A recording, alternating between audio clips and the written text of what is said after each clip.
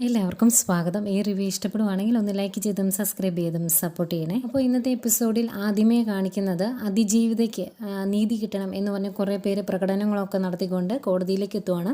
അവരവിടെ ആകെ ദേഷ്യത്തോടെ നിൽക്കുന്ന സമയത്താണ് അവിടെ നിന്ന് ഈ 4 പേരെയും കൊണ്ട് പ്രതികളെയും കൊണ്ട് പോലീസ് വരുന്നത്. അപ്പം പോലീസ് സ്റ്റേഷനിൽ നിന്ന് കോടതിയിലേക്ക് പുറപ്പെട്ടിട്ടുണ്ട് എന്ന് ഈ സമരത്തിൽ പങ്കെടുക്കുന്ന നേതാവിനെ ആരോ വിളിച്ച് പറയുന്നുണ്ട്.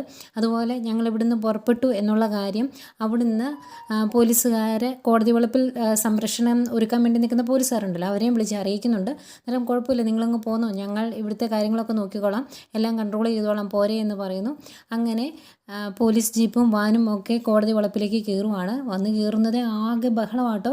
വണ്ടിക്ക് ചുറ്റും ആൾക്കാർ തടിച്ചു കൂടുന്നു. ലാസ്റ്റ് വാൻ ഫ്രണ്ടിലോട്ട് എടുക്കാൻ മേലാത്തൊരവസ്ഥ വരുന്നതേയും പോലീസ് ജീപ്പ് നിർത്തി വണ്ടിയിൽ നിന്ന് പോലീസുകാരെല്ലാം ഇറങ്ങി വരുന്നു. അങ്ങനെ എല്ലാവരും കൂടി വാനിൻ്റെ ചുറ്റും നിന്ന് ആൾക്കാരെ തള്ളി നീക്കിയാണ് വാൻ ഒന്ന് അകത്തേക്ക് എടുക്കുന്നത്. ഏതായാലും പോലീസുകാർ ബാരിക്കേഡൊക്കെ വെച്ച് അവരെ തടഞ്ഞു നിർത്തിയേക്കുവാണ്.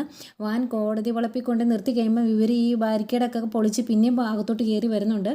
ആകെ വിഷമമാവുന്നുണ്ട് കേട്ടോ ഹരിക്കും രോഹിതിനും ഒക്കെ. അവർ പേടിച്ചിരിക്കുവാണ് വണ്ടിയിൽ. അന്നേരം ഹരി ആ വണ്ടിയിലിരിക്കുന്ന ഒരു പോലീസുകാരനോട് ചോദിക്കുവാണ്, സാറേ ഇതെല്ലാം പൊളിച്ചുകൊണ്ട് അവർ ഇതിനകത്തേക്ക് കയറി വരുമോ എന്ന്.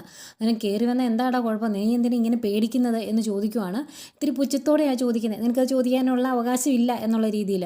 അന്നേരം ഹരി പിന്നെയും ചോദിക്കുവാണ്, സാറേ ഈ കയ്യിൽ ഈ ഹാൻഡ് കപ്പ് എല്ലാം ഒന്ന് അഴിച്ചു തരാമോ, കാരണം എന്തെങ്കിലും സംഭവിച്ചിട്ടുണ്ടെങ്കിൽ ഓടി രക്ഷപ്പെടാനെങ്കിലും പറ്റുമല്ലോ എന്ന്. അന്നേരം ആ പോലീസുകാരൻ പറയുന്നുണ്ട്, അതൊന്നും അഴിച്ചു തരത്തില്ല, ഇവരെല്ലാവരും കൂടി ഈ വാനിന് തീയിട്ടാൽ പോലും നീ ഇനിയൊന്നും ഇതിൻ്റെ അഴിച്ചുവിടാൻ ഞങ്ങൾ ഉദ്ദേശിച്ചിട്ടില്ല, അതിൻ്റെ ആവശ്യമില്ല എന്ന് പറയുന്നു. അത് ന്യായമായ കാര്യം. ഏതായാലും പേടിച്ച് വരച്ചാണ് അവരിയ്ക്കുന്നത്. ഇത്രയൊക്കെ പറഞ്ഞു കഴിയുമ്പോഴേക്കും പോലീസുകാർ വണ്ടിക്ക് ചുറ്റുമുള്ള ആൾക്കാരെ ഒരുവിധം ഒന്ന് തള്ളി മാറ്റും. എന്നിട്ട് ഇവരെ വണ്ടിയിൽ നിന്ന് ഇറക്കുന്നു. അന്നേരവും ആൾക്കാർ ഇങ്ങോട്ട് ഇടിച്ച് കയറുവാണ്. ഒരുവിധം ഇവരെ അവിടെ നിന്ന് ഒന്ന് വലിച്ച് കോടതിയുടെ ഉള്ളിലേക്ക് കയറ്റിക്കൊണ്ട് പോകുന്നുണ്ട്. കാരണം കോടതിയുടെ ഉള്ളിലോട്ട് കയറി ആരും പ്രകടനം നടത്തില്ലല്ലോ. അത്രയും പോലീസുകാർ ഭയങ്കര വിഷമിച്ചാണ് ചെയ്യുന്നത്. രോഹിത് മാത്രം തളർന്നു കേട്ടോ. ഇതൊക്കെ കാണുന്നെങ്കിൽ അവന് നടക്കാൻ പോലും വയ്യ, ആ രീതിയിൽ തളർന്നു, ആകെ വിഷമത്തിലാണ്. അപ്പോഴത്തേക്കും ശിവനും രാജീവനും ഒക്കെ കോടതി വളപ്പിലേക്ക് കയറി വരുന്നുണ്ട്. അന്നേരം രാജീവൻ പ്രശ്നമാകുമോ കുഴപ്പമാകുമോ എന്നൊക്കെ ചോദിക്കുമ്പോൾ കോടതി വളപ്പല്ലേ, വലിയ പ്രശ്നമൊന്നും കാണില്ല എന്ന് ശിവൻ പറയുന്നുണ്ട്. ഏതായാലും അവർ വണ്ടി കൊണ്ടിടുമ്പോൾ ഈ പ്രകടനങ്ങളും കാര്യങ്ങളൊക്കെ കാണുന്നുണ്ട്. എന്നിട്ട് വണ്ടി കൊണ്ട് ഒതുക്കിയിട്ട് പയ്യെ വണ്ടിയിൽ നിന്ന് ഇറങ്ങി ഇങ്ങനെ അങ്ങോട്ട് ഇതെല്ലാം കണ്ടുകൊണ്ട് നിൽക്കുക. അന്നേരമാണ് ഇവരുടെ വക്കീൽ ആ വഴി വരുന്നത്. വക്കീൽ ഇവരെ കാണുന്നേ കൈപൊക്കി കാണിക്കും. എന്നിട്ട് അടുത്തോട്ട് ചെന്ന് കഴിയുമ്പോൾ, എത്ര നേരമായി ഞാൻ നിങ്ങൾ ഇവിടെ കിടന്ന് അന്വേഷിക്കുന്നത്, എന്താ ഇത്രയും താമസിച്ചത് എന്ന് ചോദിക്കുമ്പം, അതെ ഞങ്ങൾ പോലീസ് സ്റ്റേഷനിൽ പോയായിരുന്നു, അവിടെ നിന്ന് ഇറങ്ങിക്കഴിഞ്ഞപ്പോൾ ആകെ ട്രാഫിക് ബ്ലോക്കായി, അതുകൊണ്ടാണ് താമസിച്ചത് എന്ന് പറയും. അന്നേരം വക്കീൽ പറയുന്നുണ്ട്, അവരെ അകത്തേക്ക് കയറ്റിയിരുത്തി, കാരണം വരാന്തയിലൊന്നും നിർത്താൻ മേലാത്ത അവസ്ഥയാണ്. ആൾക്കാർ സ്റ്റമ്പും കോലും ഒക്കെ ആയിട്ടാണ് നടക്കുന്നത്. ഓരോരുത്തർ കമ്പൗണ്ട് കുത്തുവും മാന്തവും ഒക്കെ ചെയ്യുന്നുണ്ട്. എന്തെങ്കിലും സംഭവിച്ചാൽ എന്ത് ചെയ്യും, അതുകൊണ്ട് അകത്തേക്ക് കയറ്റി നിർത്തിയേക്കുവാണോ എന്ന് പറയുമ്പോഴേക്കും, നമ്മുടെ പിള്ളേരെയോ എന്ന് ചോദിക്കുവാണ് ശിവൻ. പിന്നല്ലാണ്ട് ഇതൊക്കെയാണ് ഇവിടെ നടക്കുന്നത്, ഇനിയിപ്പം എങ്ങനെയാവും എന്നറിയത്തില്ല, ബെയിൽ കിട്ടും എന്ന് പ്രതീക്ഷിക്കേണ്ട കേട്ടോ എന്ന് പറയും. അന്നേരം ഒരു രക്ഷയില്ലേ എന്ന് ചോദിക്കുമ്പോൾ വക്കീൽ പറയുന്നുണ്ട്, അവർ പോക്സോ കൂടി ഇതിനകത്ത് ആഡ് ചെയ്തിട്ടുണ്ട്.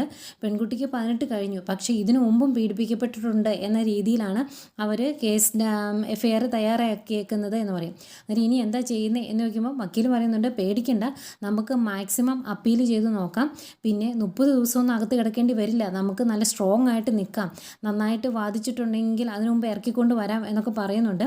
അന്നേരം ഇവർക്ക് വിഷമമാണേ. അന്നേരം വക്കീൽ പറയുന്നുണ്ട്, ഇതൊന്നും ഓർത്ത് വിഷമിക്കേണ്ടെന്നേ, കുറേ ദിവസം കഴിയുമ്പം ഇത് ആൾക്കാർ പയ്യെ മറന്നു തുടങ്ങും, നിങ്ങളും മറക്കും, പിന്നെ ഓർത്തിരിക്കുന്നത് ഞങ്ങളെ കാണുള്ളൂ, കാരണം അവധിക്ക് ഇടയ്ക്കിടയ്ക്ക് ഇവിടെ കൊണ്ടുവരികയും അതുപോലെ വാദിക്കുന്നതിൻ്റെ ഫീസ് കിട്ടുകയും ഒക്കെ വേണ്ടേ, അങ്ങനെയുള്ള കാര്യങ്ങളുള്ളതുകൊണ്ട് ഞങ്ങൾ മാത്രമേ പിന്നെ ഈ കാര്യങ്ങളൊക്കെ ഓർത്തിരിക്കുകയുള്ളൂ, അതുകൊണ്ട് പേടിക്കണ്ട വാ എന്ന് പറഞ്ഞ് വക്കീൽ അവരെ അകത്തേക്ക് കൂട്ടിക്കൊണ്ട് പോവുക.